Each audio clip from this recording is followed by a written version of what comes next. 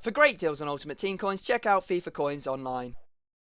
You're right, guys, it's Capgun Tom here, and welcome to episode number 35 of Mission Manchester. And this is a trading bonanza. You can see that we jump into our trade pile. We have sold 3 squad morales, but we have gone away and spent all of our coins on players. And there's one very special trade towards the end of that list that got me a lot of coins, and I'll show you it in a minute. Anyway, trying to make at least 1,500 coin profit on each of these players, all of these informs. This one, 13,000 we bought him for, and trying to sell him on for 17,500. This Gaitan, trying to sell him on for 20k after we bought him for 15.5k.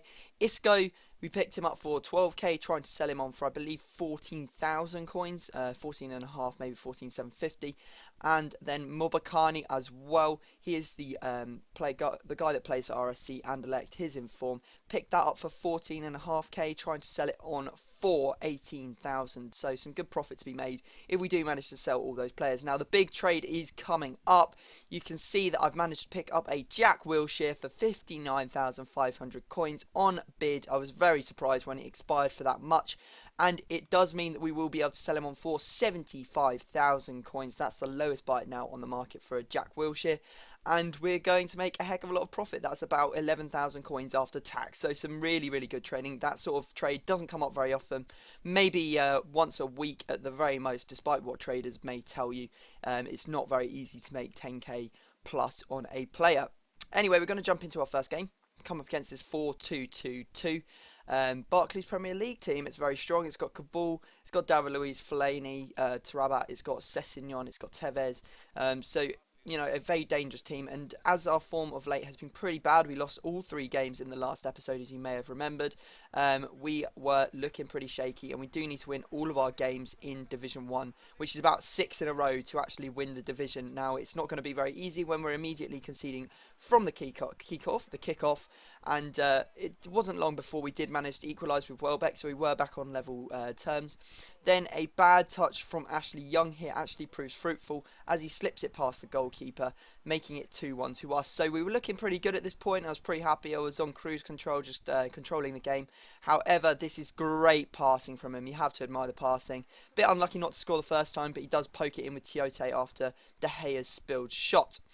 So in the 88th minute, disaster struck. You see there Tevez over the top ball to him, and he finishes it well, and he celebrates like he has won the game.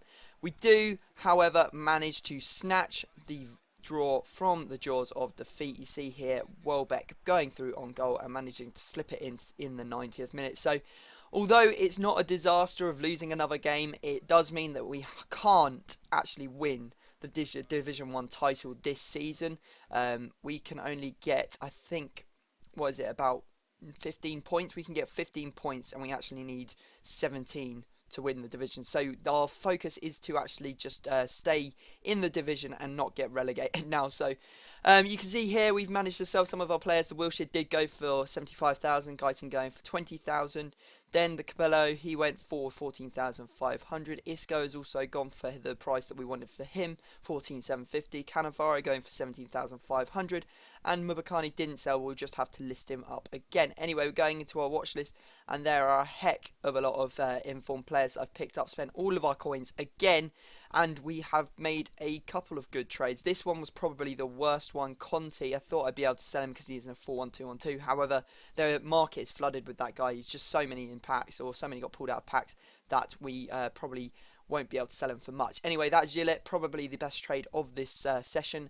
Got him for 13,500, trying to sell him on for 20,000, so that's about 6k profit after tax. There was a Michu there. You'll have to pause because there are quite a few, and it would make the episode so long if I showed every single one individually. If you want to see the actual prices I picked them all up for, then just pause it, have a look, and you can see what sort of prices maybe you should be paying for them. However, don't go off my prices. Make sure that you you know, go check databases. You go and check the lowest buy now on market and stuff like that, because prices are changing all the time. Another good trade was a Cannavaro in a 4-1-2-1-2. Picked him up for about 14k, trying to sell him on for 20. This Aquilani, another good trade, 13,750. We picked him up for, trying to sell him for 19,500. To Stegen, picked him up for 13,500, trying to sell him on for 18,000. And Kuka, he was picked up for a bin or buy less than the actual amount that he discards for. I picked him up for, I think, 9,300. He'll discard for 9,500, but we're going to try and sell him on for a little bit of profit. There's no point discarding him when we could get, maybe a couple of extra K off him. So there you go. That's all the trading done for this episode. However, I will show you some of the players selling in a bit. And we go into our next game. We come up against this guy who uses the name Borussia Tief. How many players do you know have a team called Borussia Tief? It's a long joke. It's almost as bad as Inter Yunnan. Anyway, we come against this team. He's 4-2-3-1 and a pretty decent looking team. La Liga, he's got Upturam, he's got Ozil, he's got some very strong players in there. However, we took the lead early on. ROONEY with an absolutely great run and climbing well to head that one into the back of the net, putting us 1-0 ahead. We then made it 2-0 when Young managed to scuff his shot. The ball actually came out to CLEVERLEY, and CLEVERLEY manages to get his first goal for the club, his informed version that is. Obviously, his normal card, we had scored a heck of a lot of goals for us. We're hoping to see some goals, although he is playing CDM now, so we can't actually expect him to score as many. Anyway, I have no idea how that ball managed to go all the way through to Valencia. I was sure one of his defenders would have picked it up, but Valencia was there to pick it up anyway. And this is a really nice goal by Valencia. Look at this. Drags back past one, Roulette, drags back past another, and then finishes it really nicely. So a nice double goal from Valencia in this game to make it 4-0 and pretty much give us the result at that point. I think that is how the game ended, which it is. So a good result for the team. It is our first win in, I believe, 5 games. So yeah, let's try and keep that up. Let's not have any more losses, because losses really do make me steam and rage. So there you go. You can see the points going up. And yeah, looks pretty good. Anyway, we're jumping back into the arena. You can see that we have managed to sell 9 of our players already. We managed to sell the Cannavaro, we managed to sell Michu, Mobakani, we managed to sell all of these players going for the prices we want. That Gillette obviously being the best trade, as I said earlier on. And yeah, pretty good trading session, to be honest. There's Jonas, he went for 13,750. I believe we picked him up for about the 10,500 to 11,000 coin mark.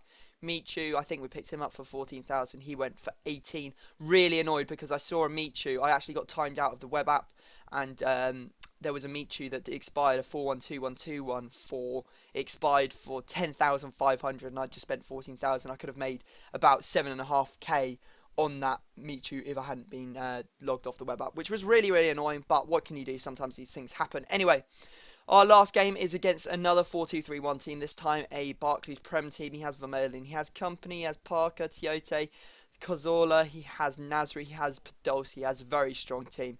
But we are not going to let that bother us. You can see here Hernandez going through in the 38th minute and scoring well. Very well done to Hernandez with that fake shot. However, Jones at this point was on a yellow card. And as you can see, I thought I would get across, and I didn't. I actually came through his standing leg. It doesn't show it, but Jones does get sent off. So that means that we are going to be playing the rest of the match with 10 men. And he has a penalty, so a really good moment for me. And he scores it. I thought he was going to go down the middle with that stutter, as most people do go down the middle when they stutter. However, we ended up not saving it. So we do go and make some changes to our team. We can't be playing the rest of the game with 3 at the back. We take off Cleverley and put on Smalling, and then move Smalling into the back and play without a CDM. We get into the front. I was so happy when this happened in the 45th minute. It was literally a couple seconds after his goal, so we were straight back into the lead, which is really good going. And it's criminal that goalkeepers don't get sent off in Ultimate Team. See there that I was going to score, and he ends up coming straight through Nani, or was it? I think it was Nani, and means that we get a free kick, but his goalkeeper's still there, and I don't score from this. I was going to slip that ball into an empty net. So how is that fair in any sort of way? He's denied me a clear goal-scoring opportunity, and he hasn't, been punished fairly for it. So, anyway, you see there, Welbeck putting us further into the lead.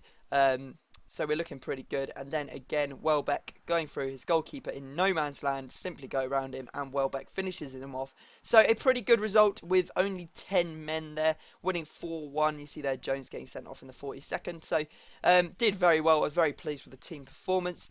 And that is how the episode is going to end, guys. We only need one more win to actually stay safe in Division 1. And then we will come back next season and try and win it, because that's what we're accustomed to, winning Division 1, getting those free packs, the good coin amounts. And yeah, that's basically it. So guys, I hope you have enjoyed the episode. Please drop it a like, subscribe if you haven't already, and I will see you all next time.